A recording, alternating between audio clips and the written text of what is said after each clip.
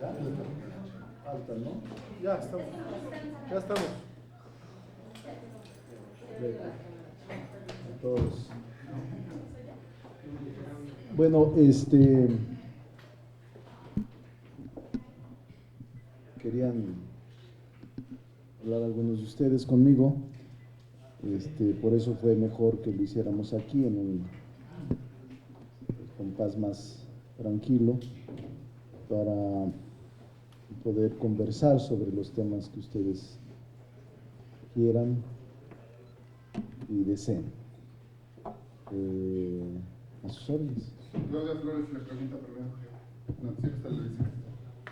Senador, buenas tardes. Preguntarle por diversos temas. Uno, regáleme un comentario acerca de la importancia en el contexto que vivimos y en las investigaciones que encabeza la unidad de inteligencia financiera a cargo de Santiago Nieto, de esta reforma que se alistan a aprobar el día de hoy para equiparar el delito de falsificación de facturas y evasión fiscal pues, a delincuencia organizada e ingresarlo también a al catálogo de delitos de seguridad nacional. La oposición ha hecho críticas respecto a esto porque dicen que es pues demasiado.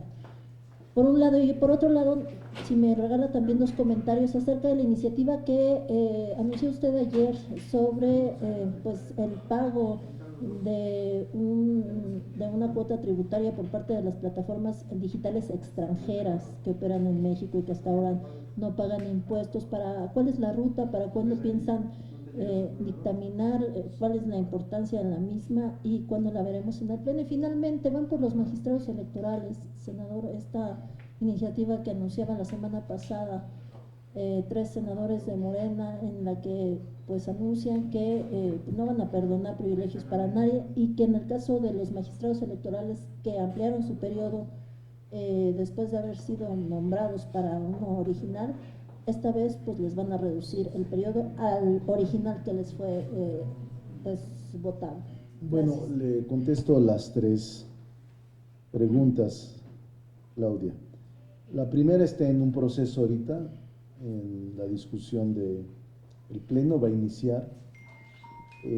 Hay algunas reservas y propuestas que están por discutirse y lo que se intenta es erradicar el quebranto que históricamente se ha hecho con la complacencia del gobierno de las empresas fantasmas, incluyendo las últimas acciones judiciales se deben fundamentalmente a la existencia de empresas fantasmas, como es el caso de la estafa maestra y muchas otras.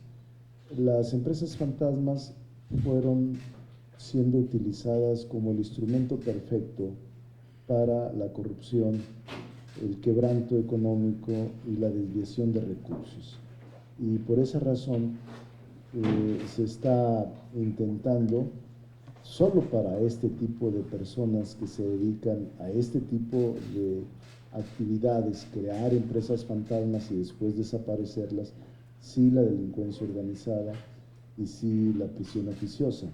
Pero se está discutiendo en este momento. La verdad es que si para el huachicol basta con que 3 personas estén robando combustibles, delincuencia organizada, ¿por qué no aquellos delincuentes de cuello blanco que se estima en 1.600.000 millones de pesos en los últimos años del erario, de quebranto al erario público? El segundo, o sea, pero estamos en la discusión. Yo creo que va a haber reservas. Puede ser. Es parte de lo que se está negociando ahorita. Creo que es un momento complicado. El Estado mexicano no tiene ingresos, la ley de ingresos no plantea nuevos impuestos y evidentemente tiene que mejorar el ingreso.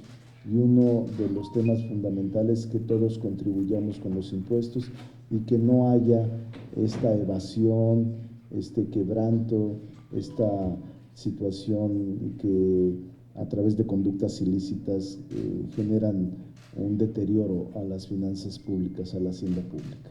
Esa es la primera. La segunda, mire, es la iniciativa presentada hoy sobre modificaciones a la ley del IVA y a la ley de telecomunicaciones. Es una iniciativa innovadora, realmente progresista, que intenta emitir una competencia leal entre las empresas nacionales y extranjeras y que paguen impuestos. Volvemos a lo mismo, paguen impuestos plataformas digitales que incluso en sus propios programas contemplan el pago de impuestos, pero por la laxitud y por el vacío que hay en la regulación fiscal no pagan impuestos, sino que trasladan sus recursos a paraísos fiscales y no cubren impuestos en México. Es el problema gravísimo, no solo es de justicia, sino es de equidad. Ya incluso países en el mundo que ya regularon esto, que apenas nosotros vamos a hacer. Entre otros, tengo yo un estudio de derecho comparado, que les podría compartir algunas láminas, que por ejemplo Argentina ya tiene esta regulación, Brasil ya tiene esta regulación con contenido nacional, Canadá ya tiene esta regulación, Chile ya tiene esta regulación, Colombia ya tiene esta regulación, Costa Rica ya tiene esta regulación, Estados Unidos ya tiene esta regulación, España lo tiene como impuestos especiales y Francia como impuestos especiales, Paraguay como IVA, Unión Europea como IVA con contenido nacional y Uruguay IVA con ISR. Es decir, México no tiene ninguna regulación. Lo que estamos planteando es que México tenga el IVA para este tipo de plataformas digitales, Netflix, Apple, Spotify y otras plataformas digitales que son usadas hasta por el 75% de los ciudadanos mexicanos. Es impresionante lo que se evade por este concepto. Entonces, nosotros estamos planteando que paguen impuestos, pero también que se proteja contenido nacional.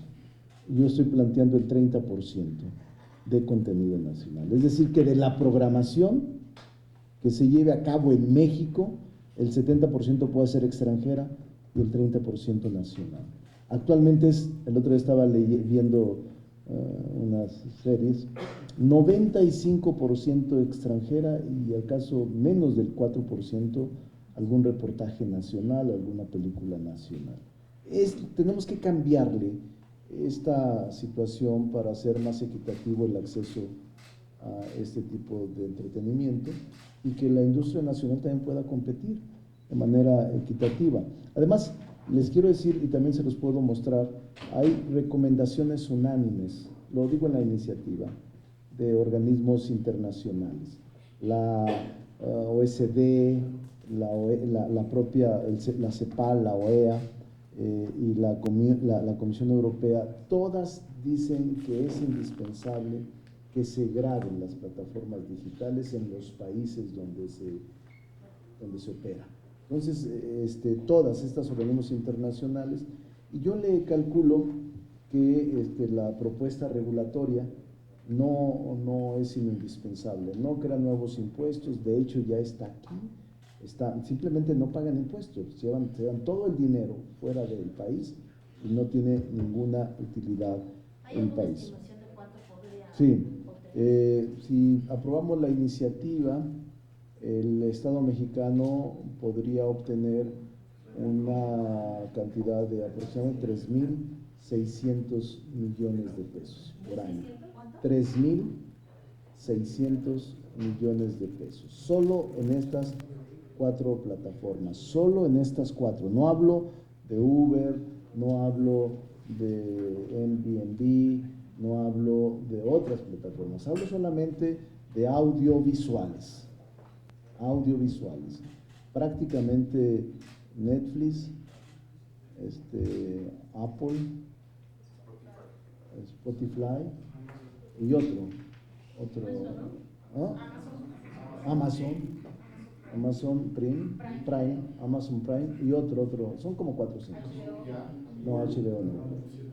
Digo, están dentro, pero estos 5, es que una japonesa, no recuerdo, ONU, no, hay 4 o 5 que concentran entre el 75 y el 80% del universo. Es decir, que casi todo, bueno, yo les pregunto a ustedes, ¿aquí cuántos tenemos Netflix? Es altísimo. Yo tengo otro también.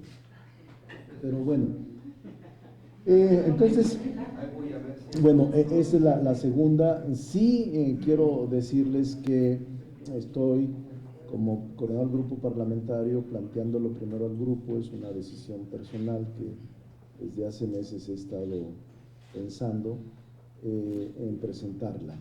Y ahora es el momento, dado que se está revisando la ley de ingresos. Y es en ley de ingresos. En esta, sí, en esta, pero no hay problema porque la Cámara lo tiene en este momento. Una vez que lo apruebe la Cámara nos lo enviará como Cámara revisora. Lo vamos a enviar antes de la Cámara, ojalá si no aquí lo introducimos una vez que se apruebe. O sea, en la discusión. O sea, ¿piensa llevarlo ya directamente? Sí, pienso llevarlo ahorita. Pero ¿cómo garantizar que el usuario no se vea perjudicado? No se ve perjudicado. Eso es muy importante porque, por ejemplo, hace poco hubo un aumento en Netflix, hace 2 o 3 meses. Y normalmente estas plataformas calculan al inicio del año el ingreso por impuestos. Pero no siempre o sea, en otros países sí pagan impuestos. Se calcula, pero no se paga. Se calcula, pero no se paga. Por eso les di los nombres de los países donde sí se aplica ese impuesto. O sea, no es pues una novedad en México. En México sí es, pero en el mundo no es novedad. En todas partes del mundo se aplica a estas mismas plataformas el pago de impuestos. IVA y contenido nacional en algunas partes, incluyendo la Comunidad Europea. Entonces, IVA, algunos impuestos especiales, incluso algunos IVA, ISR y contenido nacional. Nosotros estamos planteando nada más sí IVA y contenido nacional. Nada más. Que es mucho, ojalá lo logremos. Pero sí cuidaría que no diera un aumento. No, eso no es eso, es que ellos paguen de sus ganancias, no que el ciudadano pague y se le cargue un nuevo impuesto, eso no, ese no es el propósito ni el espíritu de la legislación. Ellos tienen que cubrir, lo contemplan siempre en sus cálculos originales. Y sobre los magistrados electorales, que es su última pregunta, yo hablé con los 3 legisladores, están decididos a continuar, y me planteaba uno de ellos, ¿cuál es la diferencia si no se modifica la ley, que es un transitorio y que es mayoría simple? ¿Cuál es la diferencia pues de la ley Bonilla a esto? Exactamente es lo mismo. Los ministros de la Corte que votaron 6-5 le otorgaron la validez a un acto del legislativo, en el caso del Senado. Es exactamente igual. Y el Senado amplió, hubo una acción de ustedes lo saben, ¿no? Deben saberlo varios que lo cubrieron. Es más, hubo hasta panistas que no estuvieron de acuerdo. ¿Y ¿saben quién interpuso